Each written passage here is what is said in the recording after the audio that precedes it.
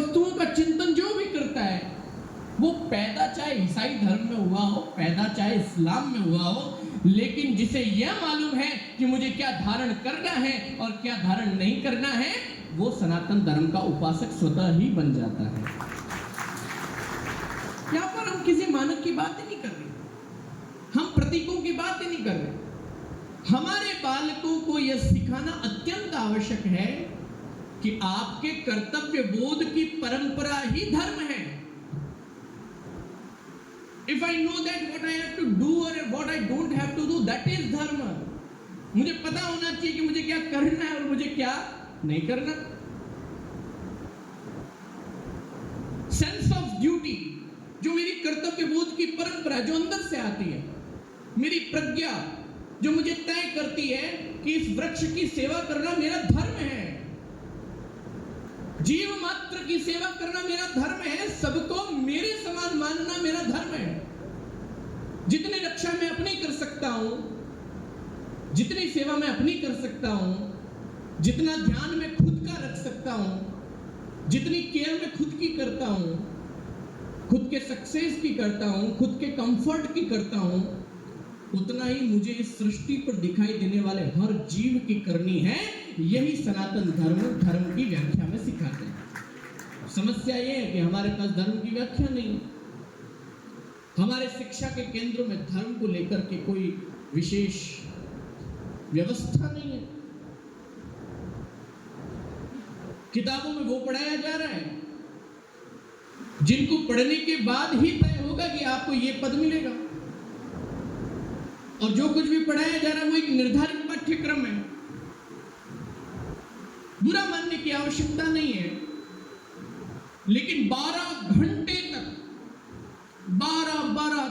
14 घंटे तक पढ़ने के बाद, एक निर्धारित पाठ्यक्रम को पढ़ने के बाद, 4 दीवारी में एक बालक को खुद को अंदर बंद रखने के बाद अगर यूपीएससी क्रैक होता है और उसके बाद कोई आईएएस और आईपीएस बनता है,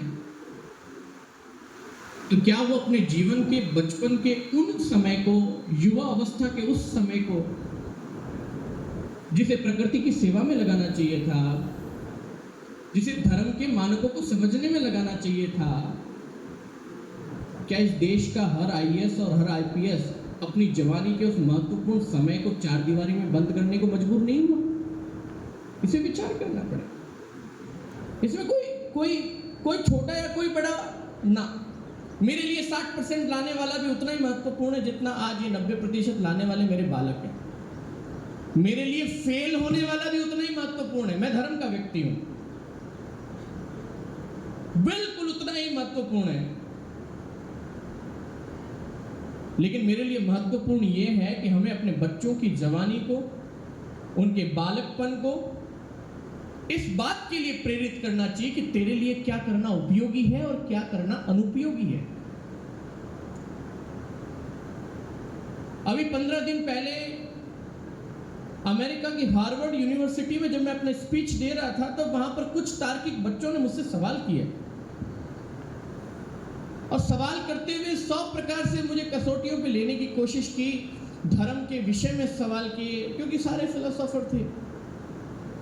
तब उन सभी को मैंने ये बात समझाने का प्रयास किया कि भारत में धर्म का मतलब किसी मानकों से जोड़ा नहीं जाता है।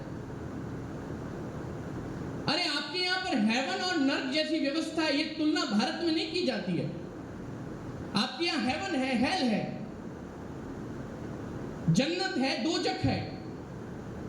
हमारे यहां पर स्वर्ग नरक से ऊपर सनातन धर्म में मुक्ति की परंपरा है, और ये धर्म के मूल बिंदु हैं। और जब मैं मुक्ति की बात करता हूं, तब मैं उसके स्वांतस्थ सुख की बात करता हूं। जब मैं मुक्ति की बात करता हूं, तब मैं सच्चिदानंद की बात करता हूं। जब मैं मुक्ति की बात करता हूं, तब शंकराचार्य के शिव की बात करता हूं, जिसमें वो कहता है कि मनोबुद्धि अहंकार चित्ता निनाहम चिदानंद रूप शिवोहम। मैं वो शिव हूं जो चेतनामय आनंद को प्राप्त करने के लिए बना है। मैं वो वैष्णव परंपरा का उपासक हूं जो सच्चिदानंद रूपाय विश्वोत्पत्त्यादि हेतवे तापत्रय विनाशाय श्री कृष्णाय वयं नमः। उस परंपरा को भूलते जा रहे हैं। सत्य, चिद और आनंद की परंपरा हमारे धर्म का मूल रही है। मेरे बालकों को, मेरे युवाओं को यह सीखने की आवश्यकता है।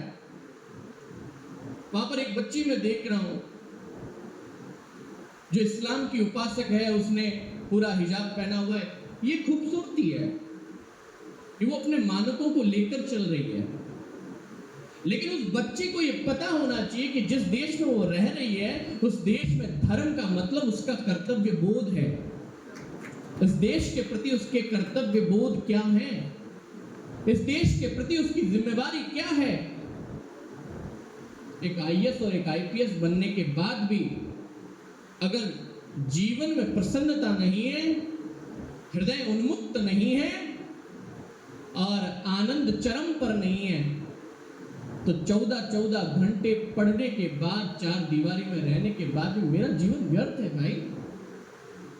ये मेरे इन बालकों को पता होना जरूरी है। आपको सफल बनना है, लेकिन सफलता के मानक भी तो पता करो है क्या। मैं बहुत प्रसन्न हूं कि 90% से ऊपर बालकों को यहां पर बुलाया गया, क्योंकि ये तो सेट है, भारत का पाठ्यक्रम यही है। लेकिन सेट ये होना चाहिए कि स्कूल के दौरान ऐसा कौन सा बालक है जिसने अपने टैलेंट, अपनी कार्यक्षमता और अपनी प्रतिभा का 90% से अधिक दिया, उसे जाकर के सम्मानित किया जाना चाहिए। ये महत्वपूर्ण है। मेरे बालकों, आप सबसे आज एक विनती करके जाता हूं। हम लोग बार बार भारत में एक समस्या से जूझ रहे हैं, और वो समस्या भारत के बाहर मुझे पाश्चात्य देशों में नहीं दिखाई दे रही है और यहां दिख रही है। वो है अनएम्प्लॉयमेंट। ये अनएम्प्लॉयमेंट शब्द आया कहां से इस देश में? ये इसलिए आया कि हमने अपनी स्किल को डेवलप नहीं किया। ये अनएम्प्लॉयमेंट शब्द इसलिए आया हमारे देश में कि हम अपने अंदर की प्रतिभा को कभी शिक्षा लेते हुए पहचान नहीं पाए। हमारे दिमाग में विद्यालयों के दौरान ये भर दिया गया कि तुझे या तो आईएएस बनना है, या आरएस बनना है, या डॉक्टर बनना है, या इंजीनियर बनना है, या वकील बनना है, या फिर किसी न किसी सरकारी जॉब को प्राप्त करना है। यही प्रकार का आयाम है पेट भराई का।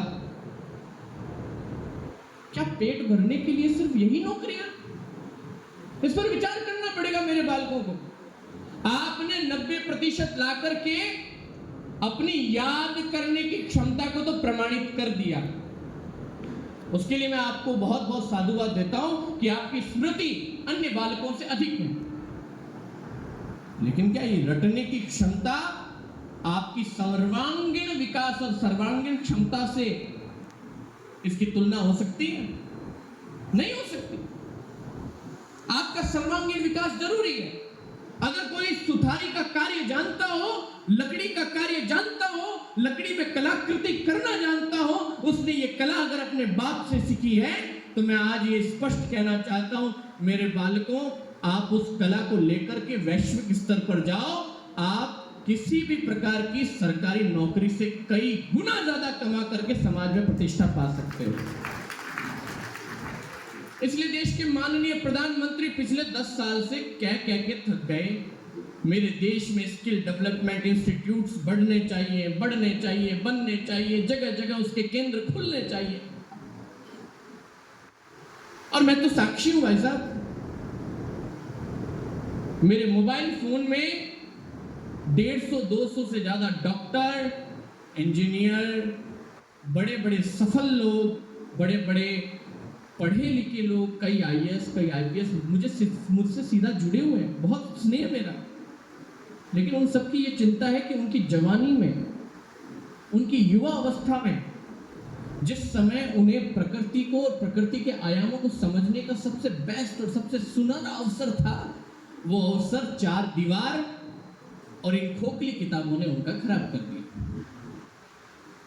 शास्त्र भी साथ साथ में पढ़ो, धर्म की व्यवस्था को समझने का प्रयास करो, अपने टैलेंट को निकाल करके समाज के बीच रखने का प्रयास करो। सरकारों के सामने हाथ फैलाने का काम सनातनियों ने कभी नहीं किया है। आप भारत भूमि पर रहते हो और इस भूमि पर रहने वाला ईसाई, मुस्लिम, हिंदू पूर्ण रूप से सनातनी है, यह कहने में मुझे कोई प्रकार का संकोच नहीं है, क्योंकि Sanatan is just as, a legacy from where we started. कहां से हमने शुरू किया, आज तक की ये व्यवस्था सनातन है। ये कर्तव्य बोध की परंपरा का स्मरण जिस दिन इस सृष्टि पे पहले हुआ था, तब से लेकर आज तक स्वामी अभयदास जो बोल रहा है, ये एज सनातन है।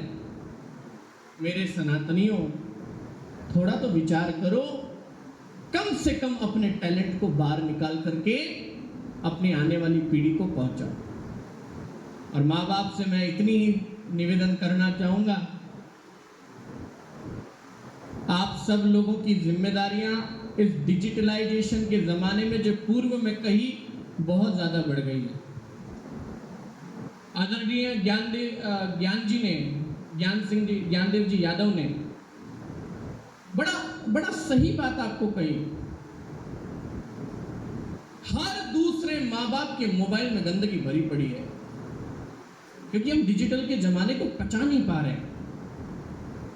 We don't know how to handle this instrument. इसे हैंडल कैसे करना है हमें पता ही नहीं है। और मैं इन बच्चों पर कोई दोष नहीं देता। मेरे छोटे भाई, मेरी छोटी बहनें जानती हैं कि what I have to search on search engine, what I have to find, मुझे क्या ढूंढना है, मुझे क्या सर्च करना है। इन सारी बेटियों को, इन सारे बालकों को पता है। पता नहीं है वो लोग इन अग्रिम 3 पंक्तियों में बैठे, इनको नहीं है। इनके पास फोकट का टाइम है, दिन भर निकाल के स्क्रॉल कर रहे हैं, फिर स्क्रॉल कर रहे हैं, फिर स्क्रॉल कर रहे हैं। स्क्रॉल करते करते 3 घंटे निकल गए भाई, रात के 1:30 बज गए। और मारवाड़ में डोकरोरी हालत तो बहुत बड़ी खराब है। रात में खाट मारते हूता हूता रात 2-2 बजे तक डोकरा रील्स में लग उड़ा है, दिन और रात। अबे मैं कोई एड़ी खोटी चीज दिखे, पहली तो कभी देखी को नहीं, और हमें दिख जाए तो उन्हें पचाओ दूरी बात है भाई, बहुत बड़ी बात है, किकर पचावे इन्हें। इसी कारण से क्राइम बढ़ रहे हैं। अभी तो मैं विनोद में बोल रहा हूं, लेकिन क्राइम बढ़ रहे हैं। ये क्राइम आपके माध्यम से आपके 7 साल के, 8 साल के, 6 साल के, 5 साल के, 4 साल के आपके पोते के हाथ में जा रहा है। वो ऐसी चीजों को देख करके 4-4, 5-5, 6-6 वर्ष की आयु में उसकी बुद्धि खराब हो रही है।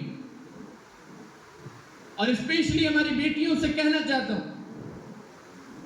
और यहां पर कोई ऐसा डंडा नहीं है कि मैं साधु हूं तो डंडा सिर्फ बेटियों पे चला रहा हूं, बालकों पे नहीं चला रहा।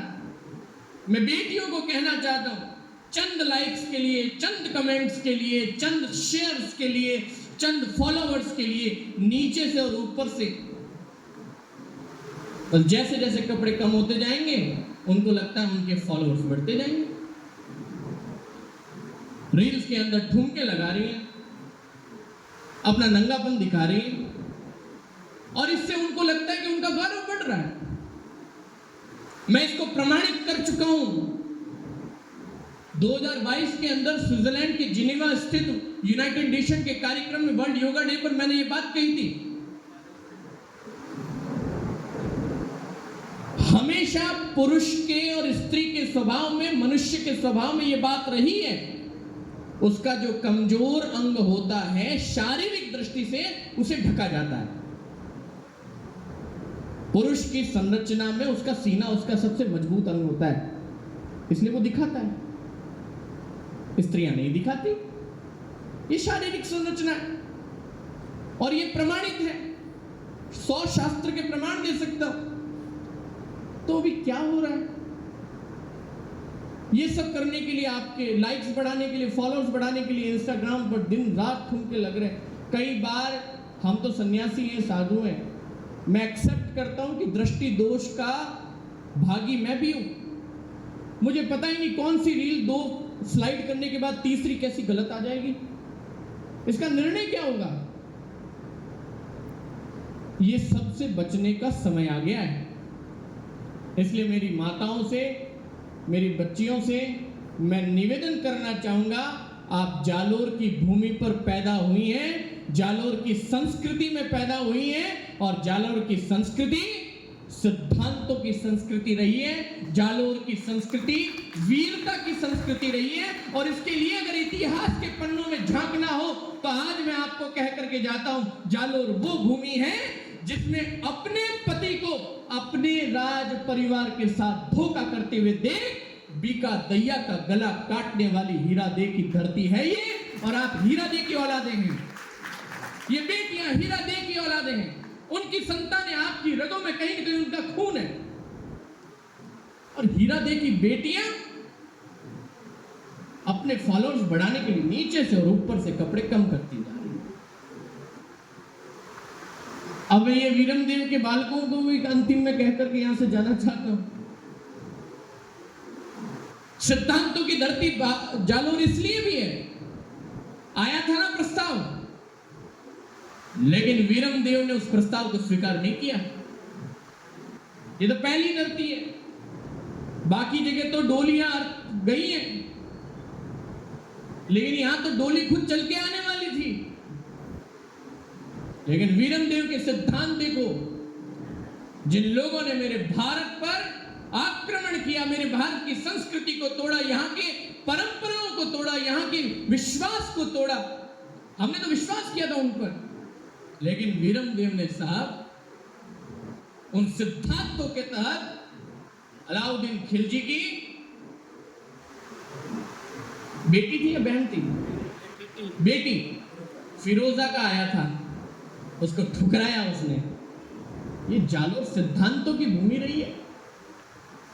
वीर भूमि का तबका तो आप लोगों ने दिया ही नहीं कभी। ये वीरता का प्रमाण है साहब।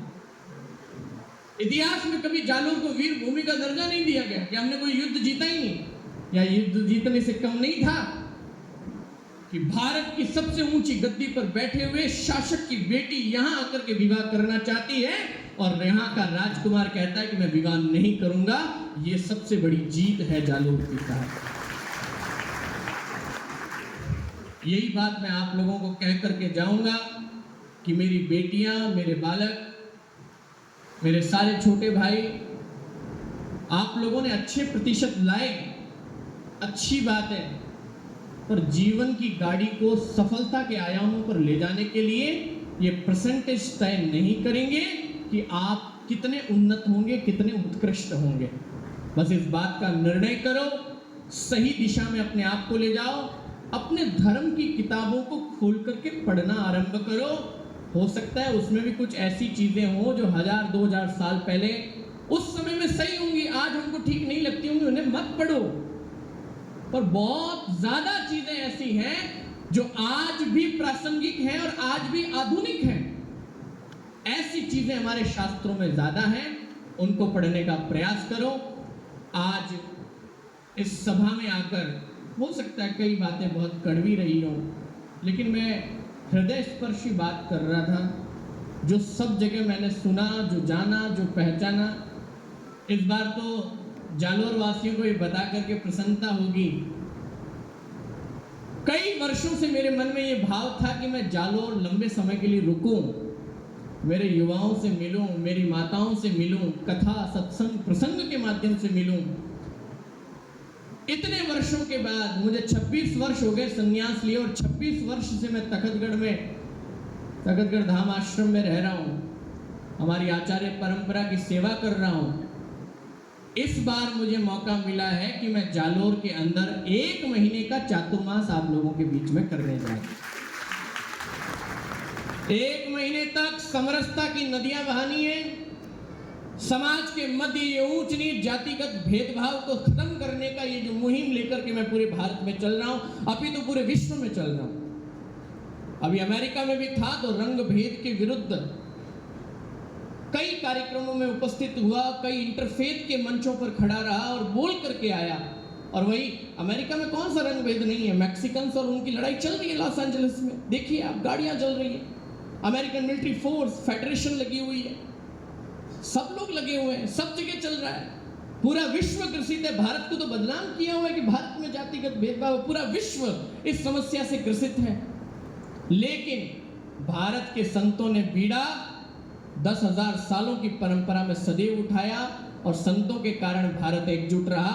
अब जालोर में भी इस परंपरा को आगे बढ़ाना है। 1 महीने के दौरान पहली बार जालोर के इतिहास में 4 कथाएं एक साथ मलकेश्वर महादेव के ग्राउंड में ये कथा होगी। करीब 20 से 25,000 लोग प्रतिदिन कथा श्रवण करेंगे, ऐसी योजना बन रही है। और साथ ही आसपास के करीब 50 गांवों को इसमें आमंत्रित किया जा रहा है। इस दौरान 4 बार मैं भिक्षा लेने के लिए आऊँगा। एक साधु जब आपके द्वार पर भिक्षा लेने आएगा तब उस उद्देश्य से आएगा, न जाति पूछ करके तय होगा कि किसके घर भिक्षा लेनी है, न घर की साइज और प्लॉट की साइज और बंगले की साइज देख करके तय होगा कि किसके घर भिक्षा लेनी है। 5 घरों की भिक्षा में पूरे महीने में 4 बार लेने के लिए आऊँगा। ये समरसता का भाव लेकर मैं हर घर पहुँचूँगा। कथा से पहले, कथा के बाद लगभग आसपास की सारी कच्ची बस्तियों में मेरा भोजन होगा, मेरा प्रवास रहेगा। 4 घंटे के नींद के अलावा 20 घंटे मेरे जालोर को दिए जाएंगे। उस 20 घंटे का जो उपयोग करना है आप लोग कर सकते हैं। इन्हीं भावों के साथ सर्वे भवन्तु सुखिनः, सर्वे सन्तु निरामया, सर्वे भद्राणि पश्यन्तु मा कश्चित् दुःखभाग् भवेत्। ओम शांति शांति शांति।